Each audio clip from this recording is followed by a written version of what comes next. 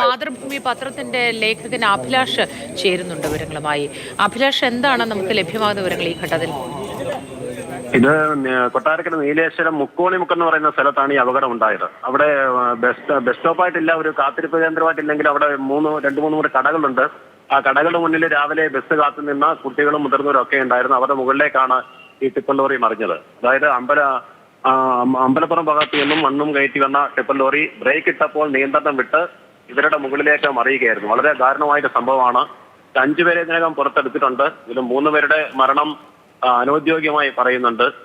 ബാക്കി ഇനിയും കുട്ടികൾ കാത്തിരുന്നിരുന്നു. കുട്ടികൾ ആരെങ്കിലും മണ്ണിനടിയിൽ പെട്ടിട്ടുണ്ടോ എന്നുള്ള ഒരു തെരച്ചിലാണ് ഇപ്പോൾ നടന്നുകൊണ്ടിരിക്കുന്നത്. ഇതൊരു ചെറിയ സ്ഥലമായതുകൊണ്ട് തന്നെ അതിൻ്റെതായ വലിയ പരിമിതിയുണ്ട്. പോലീസും ഫയർഫോഴ്സും ഒക്കെ സ്ഥലത്ത് എത്തിയിട്ടുണ്ട്. ഇതാണ് നിലവിലുള്ള സ്ഥിതി. ശരി, അവിടെ ഗതാഗതം ഇല്ലാത്ത തരത്തിൽ ആ സ്ഥലത്ത് അത്രയും ഇടുങ്ങിയതാണോ? അവിടെ ഗതാഗതം ഇപ്പോൾ തടഞ്ഞേക്കാണോ? ഗതാഗതം തടഞ്ഞിട്ടുണ്ട്. കാരണം ഈ മണ്ണ് യന്ത്രം കൊണ്ട് പൂർണ്ണമായിട്ട് നീക്കാതെ ആളുകൾ കൂടി ചേർന്ന് നീക്കി ഉള്ള ഒരു രക്ഷാപ്രവർത്തനമാണ് ഇപ്പോൾ നടക്കുന്നത്. ശരി, ഉള്ളിൽ ആളകപ്പെട്ട് പോയിട്ടുണ്ടോ എന്നറിയാത്തതുകൊണ്ട് ആ തരത്തിലെ മണ്ണ് നീക്കാൻ സാധിക്കുമെന്ന് തോന്നുന്നു ഈ ഘട്ടത്തിൽ, അല്ലേ അഭിലാഷ്? വിദ്യാർത്ഥികൾ ആരെങ്കിലും ഉണ്ടോ എന്നുള്ളതാണ് പ്രധാനമായിട്ട് നോക്കുന്നത്. ശരി.